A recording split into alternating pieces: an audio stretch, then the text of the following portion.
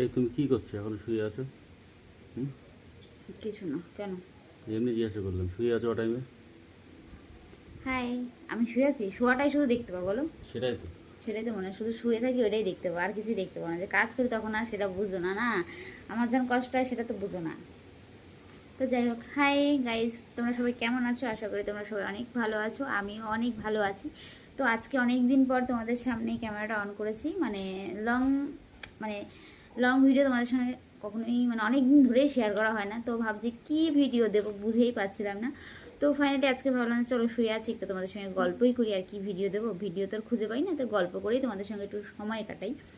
তো আজকে হচ্ছে দীর্ঘ কয়েক মাস পরে বোধহয় তোমাদের সামনে ক্যামেরাটা অন করেছি। তো আগে বলো তোমরা সবাই কেমন আছো? একটু বসে নি, তোমরা সবাই কেমন আছো বলো। তো যেইটা আজকে ওয়েদারটা এত ভালো, আজকে মনে হয় কয়েকটা দিন পরে ওয়েদারটা এত সুন্দর হয়েছে।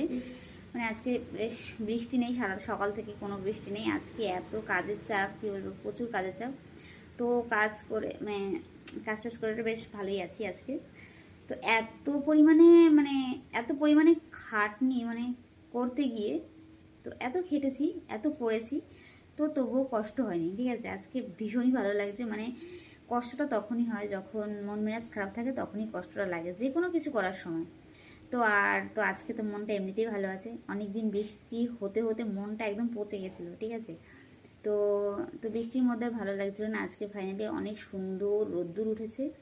ঘরে যত কাজ ছিল, যত কাজ বলতে যত জামা কাপড় ছিল, বিছানা কভার ছিল, বালিশের কভার, যত যা ছিল সব কিছু আজকে পুরো ধুয়ে মুছে একদম ক্লিয়ার করেছি, যার জন্য মনটা আমার খুব ভালো লাগছে। তো এই জন্যই আজকে কাজ করতে বেশি কষ্ট লাগেনি কোনো কাজেই, যখন মন ভালো থাকে এই জন্যই আর কষ্ট হয় না। কষ্টের মতন মনে হয় না। তো এত করেছি, তো বেশ আমি একদম ফিট আছি। তো যাই হোক, তোমরা সবাই কেমন আছো সেটা বলো। আর আমার তো নিজে কেমন একটা পাগলি পাগলি মনে হচ্ছে, ভাবছিলাম একটু ভিডিও করব। তো দেখি কেমন ভিডিও হয়, সেই ভিডিওগুলো তোমাদের সঙ্গে অবশ্যই শেয়ার করব। তোমরা দেখে লাইক কমেন্ট করবে, কেমন লাগছে সেটা কিন্তু অবশ্যই জানাবে। আর এখন করব একটু ভিডিও শ্যুট, তারপর দেখা যাক কি হয়।